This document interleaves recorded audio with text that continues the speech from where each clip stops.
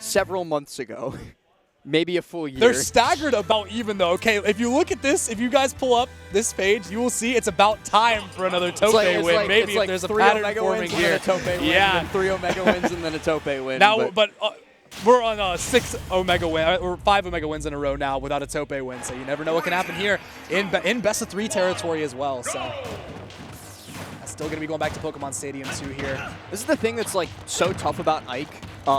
As an Ike dabbler myself, Ike can't really like get in against characters that are trying to hard zone him because they just alternate, like they zone you, and then once you get in close, they'll shield and fish for parry.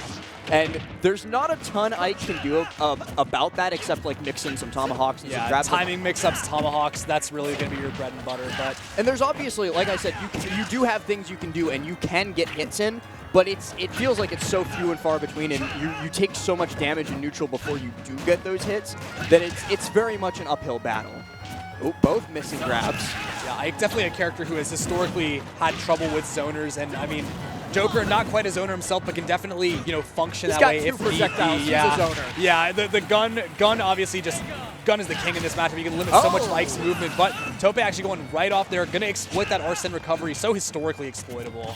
Yeah, that's the one thing about Joker that gets tougher when Arsene is out is getting back to stage, but I will always say, Anathema said sometimes he will let Joker players get Arsene on purpose so they become easier to hit with Rob down air.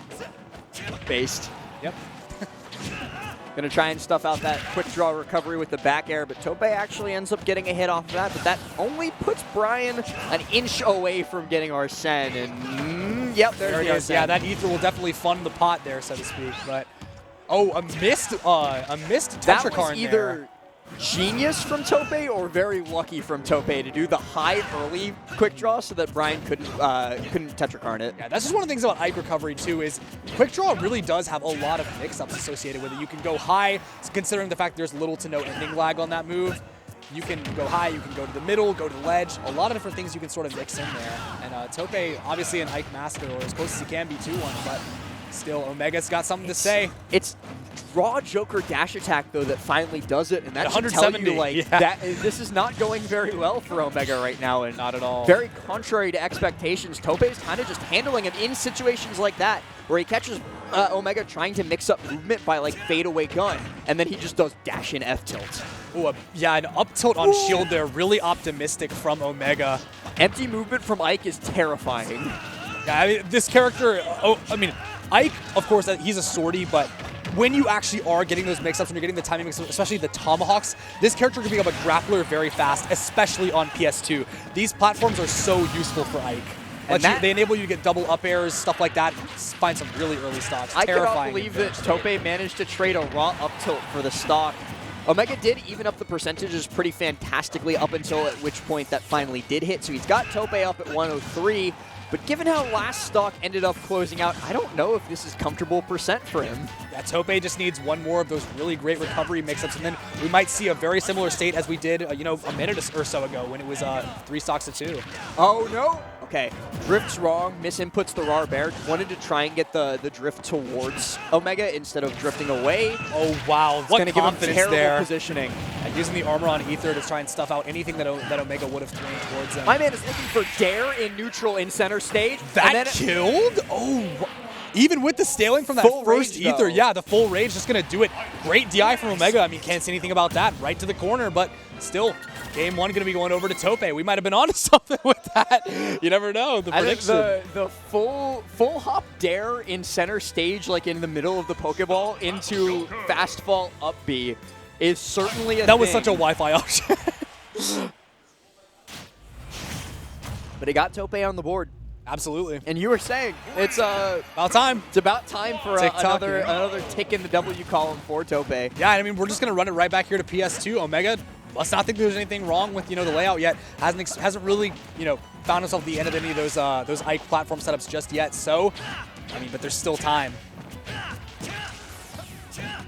Oh, looking for the platform reset with the falling up air, but Omega at least knows that much. Not going to let him get away with that, and now you're going for a ride. You got grabbed at low percent by Joker.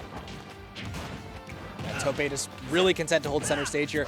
Gonna get hit with the AHA, a little bit of damage that's gonna go tick up, but nothing too much to be concerned about yet, although Omega is gonna find that Arsene is here. Ooh. A pivot grab coming out, up throw, yeah, up throw into forward air there. When down throw stops working and confirming around 80% or so, or rather around like 60, 70, at 80, then the up throw will work. Oh, I thought he was going to go for the Raven King for a second there, where you do the runoff reverse Aether and drift back onto the stage, but Yeah, Omega's to able get the strong hit landing on top of the ledge. It's so good, and I love when Raven King does it, but not even an Ike player anymore. Actually, you know what? Now that I was gonna say we have Raven King's lineup right here. Raven King, old Raven King versus new Raven King, and live Raven King versus dead Raven King maybe in a second. It was close. New Raven King almost took it.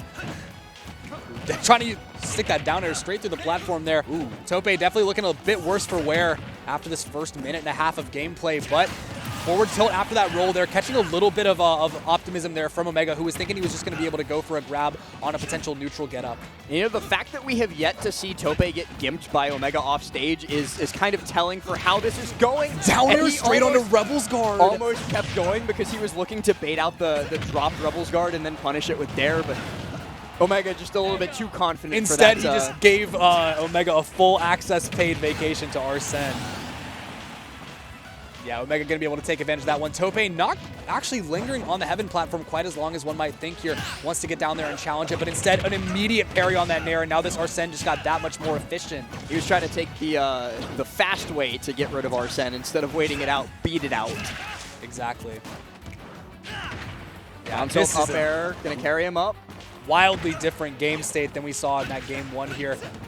Tope able to find still a hit or two here and there, but nothing even of the likes that we saw last game.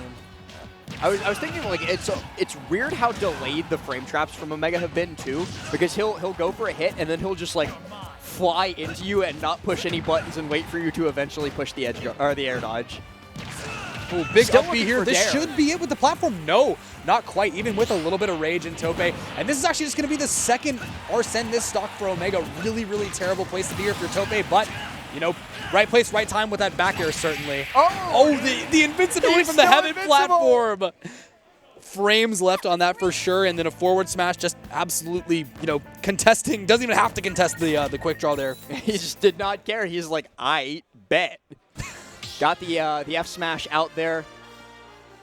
And got a point on the board, but it was looking a little bit dangerous. Omega's more scared of the ledge than I usually see him. A lot of the time, you'll see Omega pretty confident at both getting off the ledge and trapping somebody at ledge. But I've seen him eat like 4 F-tilts on neutral get-up this set already. Yeah, and that's just such a terrifying move because not only can it catch your neutral get-up, but it also can catch your rolls as well. So with the right positioning anyway. But yeah, Tope definitely a menace near the ledge and frankly off of it as well this game, as we've really been yet to see any gimps on the side of Omega here. Falling gun, gonna set up for an up air. Keep carrying him.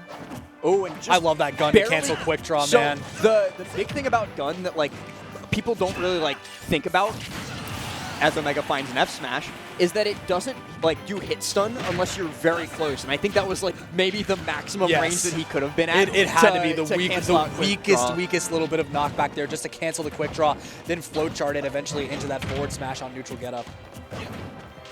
Looking for another up air. Finds it. Up air bear has been a big money maker for Omega already this game. 50% already. I mean, how can you blame him? 60%. Yeah, looking really dangerous here for Tope. Maybe lingering at the top of the screen there for just a moment too long, but able to find his way down eventually. Now Omega in a really great state here.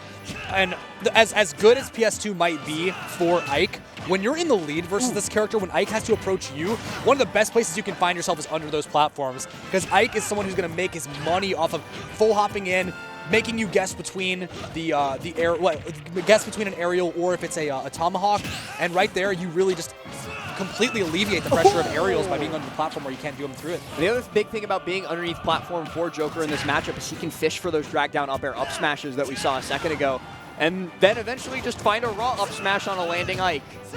Dare, grab, there. I love that. Nair, bear, keep going.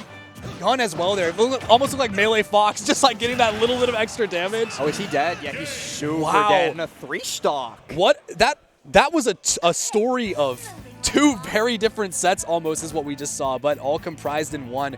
Game 1 did not happen. Yeah, it was Omega it was just a fever dream. Definitely faltering there in game 1, but not just coming back, but making it, making Tope honestly, again, making it look like that didn't happen. Like that game 1, just forgot about it completely, out of sight, out of mind.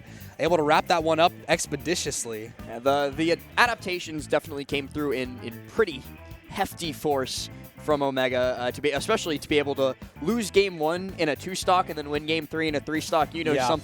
Something had to have gone down between those 2 games.